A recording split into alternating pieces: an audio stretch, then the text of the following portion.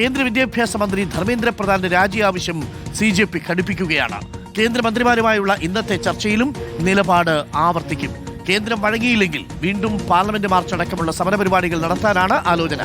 അതിനിടെ ഡൽഹിയിലെ പോലീസ് അതിക്രമത്തിൽ നടപടി ആവശ്യപ്പെട്ട് വിരമിച്ച സിവിൽ സർവീസ് ഉദ്യോഗസ്ഥരുടെ കൂട്ടായ്മ പ്രധാനമന്ത്രിക്ക് കത്തയച്ചു. ജുഡീഷ്യൽ അന്വേഷണം പ്രഖ്യാപിക്കണമെന്നാണ് ആവശ്യം. ആദിൽ പാലോട് ഒരിക്കൽ കൂടി സർക്കാർ പ്രതിരോധത്തിലാവുകയാണോ? CJP അവരുടെ പ്രതിഷേധം കടുപ്പിക്കുകയാണ്.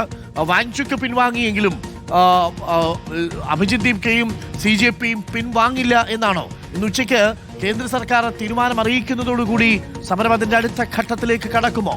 അതിൽ അരുൺകുമാർ, മൂന്നാമത്തെ ആവശ്യത്തെ ചൊല്ലിയാണ് ഇപ്പോൾ തർക്കം പ്രധാനമായുള്ളത്. ധർമ്മേന്ദ്ര പ്രധാൻ രാജിവെക്കണം. സ്വാഭാവികമായും BJP സംബന്ധിച്ചിടത്തോളം അങ്ങനെ ഒരു കീഴ്വഴക്കമില്ല. പ്രതിപക്ഷമോ മറ്റേതെങ്കിലും കക്ഷികളോ പ്രതിഷേധം സംഘടിപ്പിച്ചതുകൊണ്ട് ഒരു മന്ത്രി രാജിവെക്കേണ്ട കാര്യമില്ല എന്നതാണ് BJPയുടെ പ്രഖ്യാപിത നിലപാട്. പലപ്പോഴും അത് പ്രഖ്യാപിക്കുകയും ചെയ്തിട്ടുണ്ട്. CJP ആകട്ടെ ധർമ്മേന്ദ്ര പ്രധാന്റെ രാജിയില്ലാതെ സമരം അവസാനിപ്പിക്കുകയുമില്ല. അതുകൊണ്ട് തന്നെ ഇനി എന്താണ് സമരത്തിന്റെ ഭാവി എന്ന ചോദ്യമുണ്ട്. ഇപ്പോൾ CJP നേതാക്കളിലോട് സംസാരിക്കുമ്പോൾ മനസ്സിലാകുന്നത് ഇന്നത്തെ ചർച്ച പരാജയമാണെങ്കിൽ വരുന്ന ദിവസങ്ങളിൽ പാർലമെന്റ് മാർച്ച് സംഘടിപ്പിക്കുന്നത്, വീണ്ടും സൻസദ് ചലോ എന്ന പേരിൽ തന്നെ പാർലമെന്റ് മാർച്ച് സംഘടിപ്പിക്കുന്നതാണ് പരിഗണനയിലുള്ളത്. 20-ാം തീയതി പാർലമെന്റ് മാർച്ച് സംഘടിപ്പിച്ചത് വലിയ സംഘർഷമുണ്ടായത് നമ്മൾ കണ്ടതാണ്. ഒരുപക്ഷെ BJPയെ വലിയ തോതിൽ കേന്ദ്ര സർക്കാരിനെ പ്രതിരോധത്തിലാക്കിയ സമരമായിരുന്നു അത്. അതുപോലൊരു സമരം വീണ്ടും വരുന്നത് സ്വാഭാവികമായും BJPക്ക് കേന്ദ്ര സർക്കാരിന് താല്പര്യമുണ്ടാകില്ല. അതിന് ഉള്ളിൽ തന്നെ ഏതെങ്കിലും വിധത്തിൽ സമരം ഒത്തുതീർക്കാനുള്ള ശ്രമമാണ്, സജീവമായ നീക്കങ്ങളാണ് കേന്ദ്ര സർക്കാർ നടത്തുന്നത്. അതിനിടെ 20-ാം തീയതി പോലീസിന്റെ അതിക്രമങ്ങളിൽ വിദ്യാർത്ഥികൾക്ക് പരിക്കേറ്റു എന്ന് വാർത്തകൾ വന്നിരുന്നു.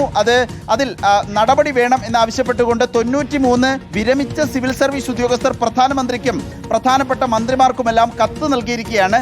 ജുഡീഷ്യൽ അന്വേഷണം പ്രഖ്യാപിക്കണം പോലീസ് ഉദ്യോഗസ്ഥർക്കെതിരെ എന്നുള്ളതാണ് ആവശ്യമായി കത്തിൽ പറയുന്നത്.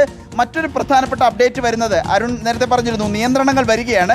പ്രധാനപ്പെട്ട ഒരു നിയന്ത്രണം, ദില്ലിയിൽ മദ്യഷോപ്പുകൾക്ക് നിയന്ത്രണം ഏർപ്പെടുത്തിയിരിക്കുന്നു എന്നുള്ളതാണ്. സാധാരണഗതിയിൽ 10 മണി വരെയാണ് രാത്രി മദ്യഷോപ്പുകൾ പ്രവർത്തിക്കുക. ഇന്നും നാളെയും വീക്കെൻഡാണ്. ശനിയും ഞായറും 8 മണിക്ക് തന്നെ മദ്യഷോപ്പുകൾ അടയ്ക്കണം ജന്തർ മന്ദർ സമരത്തിന്റെ പശ്ചാത്തലത്തിൽ എന്ന നിർദ്ദേശം സർക്കാർ മദ്യഷോപ്പുകൾക്ക് നൽകിയിരിക്കുകയാണ്. Arun, okay, thank you. Adil പാലോടാണ് വിവരങ്ങൾ നൽകിയത്. പ്രിയപ്പെട്ട പ്രേക്ഷകർ, നോക്കൂ, ഇവിടെ ഈ കുട്ടികൾക്ക് ഐക്യദാർഢ്യവുമായിട്ട് എത്തുന്നത് ആരൊക്കെയാണ്? സുപ്രീം കോടതിയിലെ മുതിർന്ന അഭിഭാഷകർ കയ്യിൽ ഭരണഘടന എടുത്ത് പ്രിയാമ്പിൾ വായിക്കുന്നു, ആമുഖം വായിക്കുന്നു. ഇപ്പോൾ സിവിൽ സർവീസിൽ നിന്ന് വിരമിച്ചവരുടെ കൂട്ടായ്മ പ്രധാനമന്ത്രിക്ക് കത്തെഴുതുകയാണ്. അന്വേഷണം വേണം എന്നുള്ളതാണ്. കാര്യം അവിടെ ബാഡ്ജില്ലാതെ കയ്യിലെ ലാത്തിയിൽ ആണിയടക്കം തറച്ച് വിദ്യാർത്ഥികളുടെ ശരീരത്തേക്ക് ആഞ്ഞാഞ്ഞു മർദ്ദിക്കുന്ന പോലീസ് ഗുണ്ടകളുടെ ചിത്രങ്ങൾ നമ്മുടെ മുന്നിലുണ്ട്. പെൺകുട്ടിയുടെ കരടക്കുറ്റിക്ക് കൈവീശി ആഞ്ഞടിക്കുന്ന സന്ദീപ് പാണ്ഡെ എന്ന് പറയുന്ന ഒരു മുതിർന്ന ഉദ്യോഗസ്ഥന്റെ ചിത്രം പുറത്തു വന്നിട്ടുണ്ട്. എത്രയെത്ര ചിത്രങ്ങളിലെ